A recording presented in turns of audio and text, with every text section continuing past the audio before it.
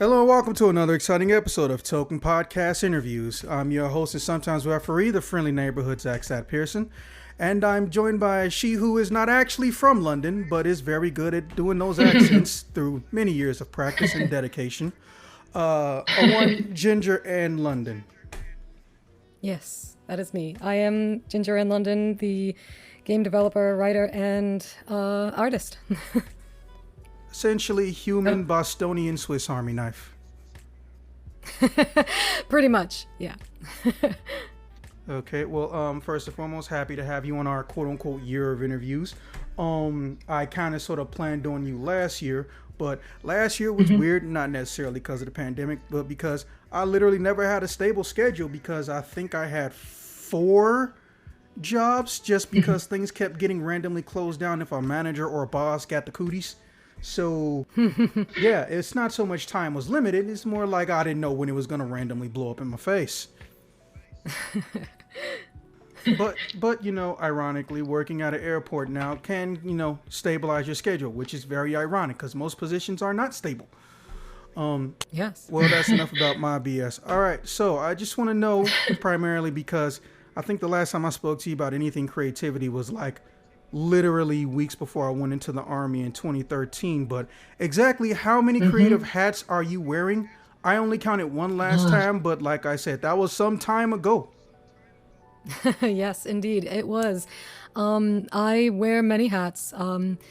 Basically, some more fashionable than others. My hobbies mostly include sculpting, lightweight bodybuilding. I'm not a pro or anything, but I do like to do that. I'm kind of obsessed with Beat Saber right now, and I play video games, obviously, and write novels, and for fun, paint and sketch at local cafes. And that's my hobbies. But for my career, I work currently for a game called Primordial Prophecy.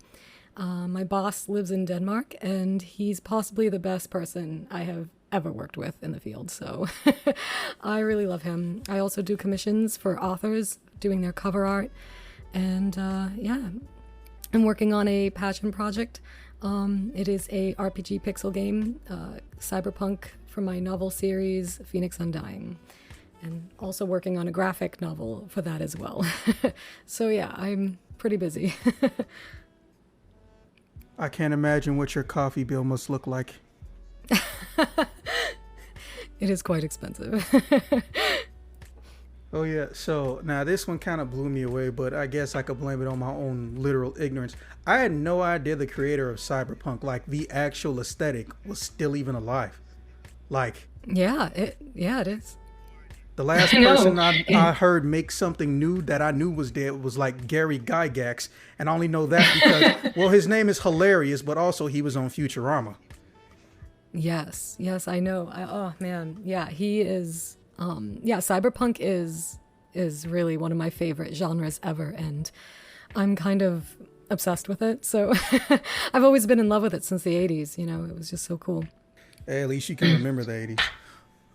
Yes, I know. So, that being said, who is your favorite artist of all time? Also, why? This is a difficult one. I'm gonna have to say, I don't know if you're familiar with his work, but his name is Danny Lovisi. He has done some really awesome cyberpunk illustrations. He does a lot of art books. His most famous one is Last Man Standing, Kill Book of a Bounty Hunter, and it is brilliant. His work is so detailed. It's beautiful, original, just really cool stuff based off cyberpunk and that genre, really post-apocalyptic even too. It's really cool. Okay, well, I have actually heard of him. I still just can never spell his last name correctly. But that being said, you know, as always, for the people who aren't going to listen to this on Audible and Spotify and all of that stuff, which we are actually on, make sure you give me links later and whatnot so the YouTube folks can see stuff too. Cool. Danny Lovisi. I definitely remember him too. All right. So that being said, how did you end up in game design? Because I'm pretty sure that's not what you went to school for. No, I definitely did not. I started working on my own video game. It's an RPG and it was based off my novel series. And I started posting that. And basically, I got some attention for it. People started liking it. And some game developers started following me on Twitter and asking me if I could do some work for them. And yeah, that's how it got out. I have just a lot of game developers and connections with that. And every time I post something, they'll just write me something and saying, "Hey, I like what you're doing. Can you do something for me?" And then it just kept going on, and it just sort of like a snowball effect. And I eventually did something for Bethesda as a contractor, doing a little turnaround character for like a zombie for Evil Within 2, and that was pretty exciting. Yeah, that was really cool. Wonder if that was my fault or partially my fault. No, because your situation, or at least your situation and how it relates to me, is very, very, very unique. Mm-hmm. Well, I hate to say it, and I mean I hate it because people will jack them for me before I can get a chance. I'm very good at recognizing not talent so much as potential. So when you came across, and now this makes me sound like I'm some corporate bigwig, but I'm not any of that.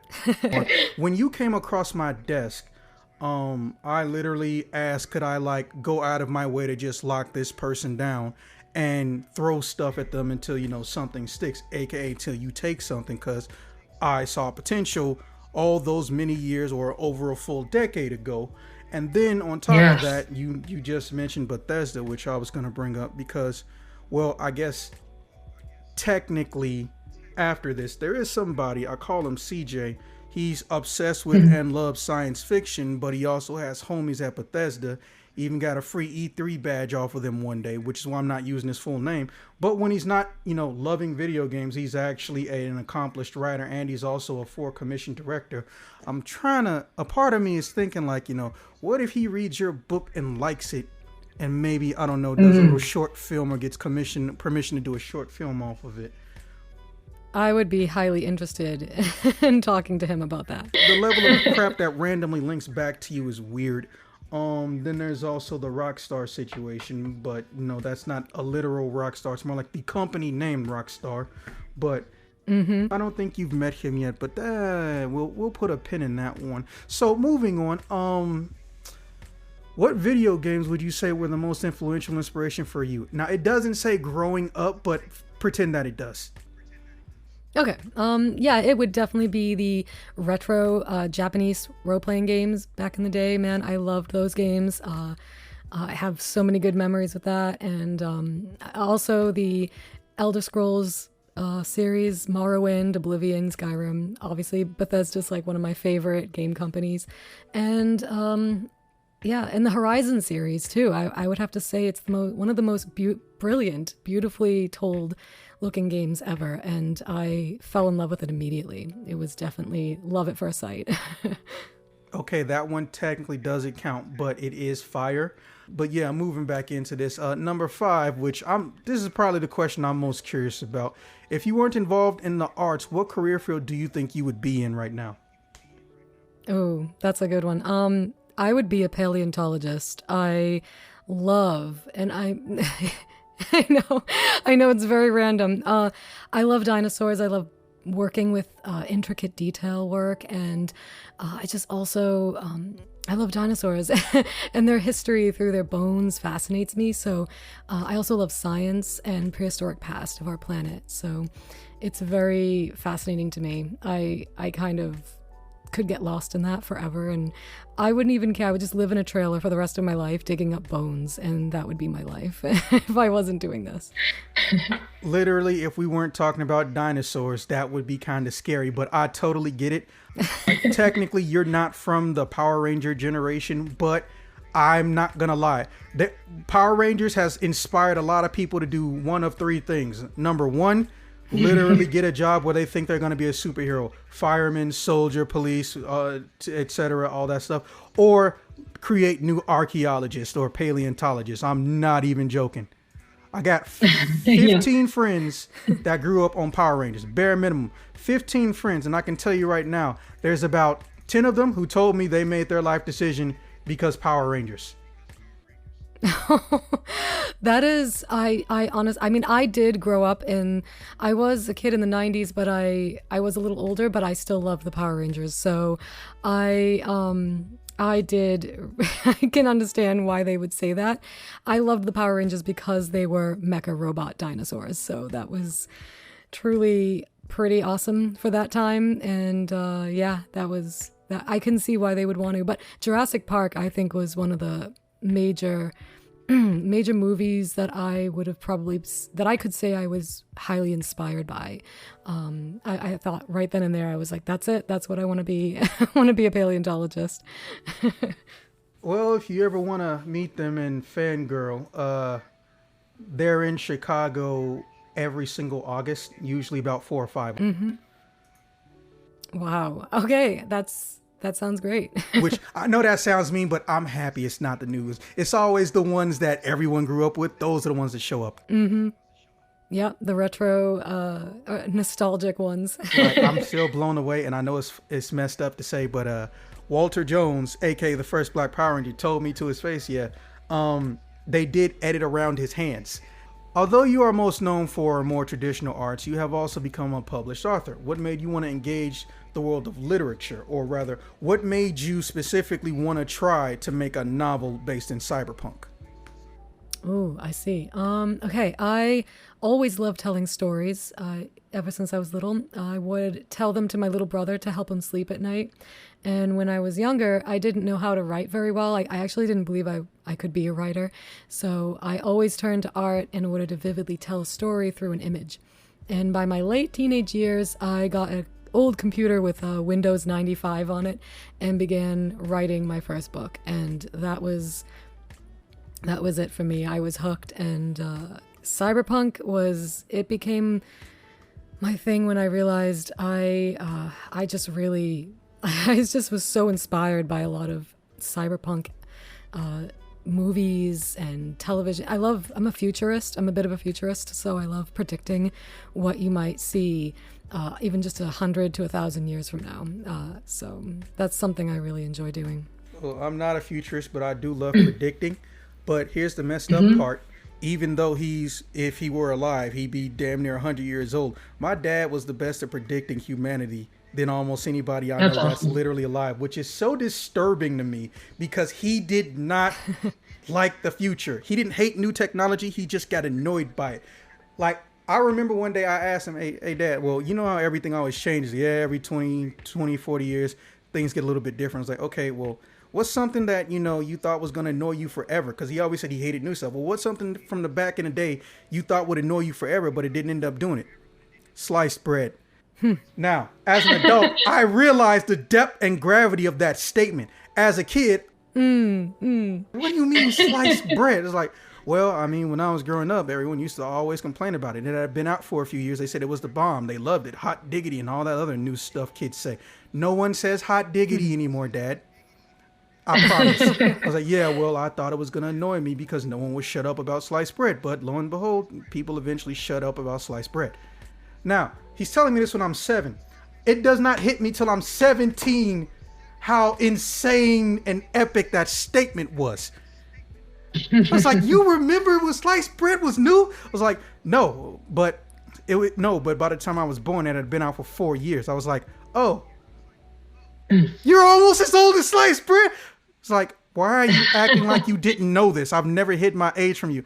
I was like, it just didn't hit me till now.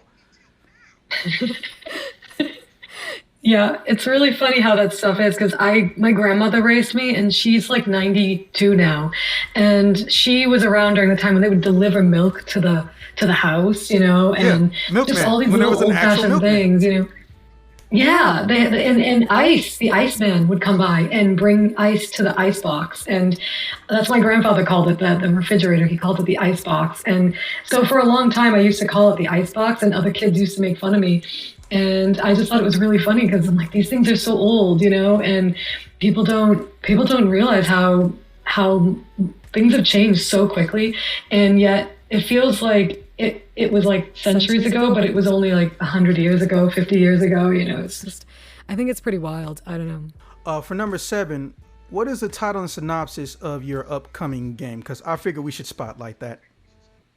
Okay, I will do that. And okay, so it's called Phoenix Undying. It's about an immortal, whiskey-loving young woman from the future. In a post-apocalyptic cyberpunk world, all she has to accompany her is a loyal hoverbike with an AI pup, like it's like a puppy, you know, he's like a puppy. It's a sassy artificial it's a sassy artificial intelligence named Vivi and specially gifted 12-year-old boy she takes in under her wing. Together they meet a range of colorful characters, face rough terrain, exotic creatures, solve Earth's past, and face a pair of villainous siblings, all while possibly saving or helping to destroy the world. So it's kind of a little comedic. It is Phoenix has a bit of a comedic personality. She's pretty badass. Has sky pirates. I don't hate cyberpunk. I'm tired of like the main characters always being pessimists. Ah, okay. Yeah, she's kind of like an anti-hero. She is like that.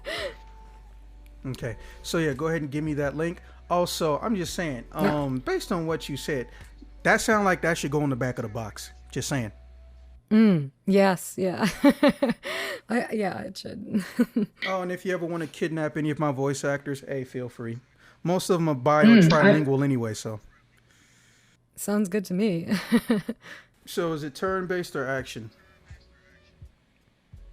It is, it's a RPG. It's just turn-based. Sorry, it's turn-based. Turn-based. Oh, okay, that's from on my Twitter. I have a Twitter thing for that, so let me go to my Twitter. I'm almost scared to ask, but who's the main character based off of? Do you have a favorite game designer? And if not, what is your favorite genre and why? But you obviously have a favorite game designer. Yes, I do. Some people are going to really hate me for this, but I love Todd Howard. I think he's brilliant and pretty hilarious on how he handles his haters. So, yeah, I love Bethesda. I'm a huge fan. They'll always have my heart. So Todd Howard is my favorite game designer. Okay. All right, number 9. Although I myself cherish all formats of artistic creation, there is an unfortunate perception that some forms are superior to others. For example, digital is better than hand-drawn. Do you think there are any ways to combat this perception, or are we doomed to hear it indefinitely due to art by its nature being subjective? Ooh, I do believe we are doomed because I believe art will always be seen in the eyes of the beholder sort of thing. It's all of us will perceive it differently, and I find a connection with it in our own, we'll find a connection with it in our own way. So art is just another form of self-expression to me, and it allows us to connect to it in a way we know best. So I think it will always be a personal experience for us all, and people will decide what they believe is better or what they believe is true art in their eyes, really. I mean, that's basically my belief on it. Glad you feel that way. I share a similar sentiment. Good. Let's see. Number 10. What was the key moment in your life that made you realize, oh snap, this is the career I want for the rest of my life? And given the fact that you've got your hand in many, many things, I mean, as far as like drawing or doing artistic things. Okay. Well, let's see. I just always had an eye for it. I was, as soon as I was very young, I took a liking to anything in the arts. The minute I saw a piano at the age of 6, I started playing it, and I couldn't stop. And I started writing my own music, and then I took a huge liking to video games right away as well at the age of 6. And I had so many wonderful moments with my brother. A lot of it was when we were kids, and I just think it was the best of times, you know. I wanted to bring joy like that to others in my work, so I think once in a while escaping our world is highly needed. It gives us a bit of freedom from the negativity of our lives when you can't afford to be free, you know. If you're going through tough times, art, music, video games kind of help you escape, you know. It gives you a sense of power and control in some way, and with video games, being in this career, it's for the evening, we get to be heroes in a world full of villains, and I kind of love that. Sometimes we get to be the villain. It's just fun, we being in this career and helping that to be expressed for people, I think is healthy. I think it's a healthy way for us through art, music, and video games, all of it, the arts. It's it's a way for all of us to really express ourselves, and I will love to be in any of that. So it's very, I think it's very needed inspirationally for people all over the world, and it's definitely special. So, is there any skill left you think you need to learn artistically, or do you feel as if you're done and are in the mastering the craft phase? And for the uninitiated or the non-artistic out there, what that means is sometimes, or depending on what you're doing, there are certain points in your artistic journey where instead of absorbing new techniques, you have transitioned, or you feel like you're ready to quote unquote transition into mastering them, if not perfecting them, if perfection can even be attained. Depending on who you ask, it pretty much doesn't exist. Yeah, no, I always, I can always learn new things, and I love learning. So we're always learning something new, even in game design. You're learning a new program, you're learning something new. So you're never really a master at anything until probably, I don't even think I can believe I can be a master at anything. I just think that really, just keeping the brain fresh and learning as much as you possibly can.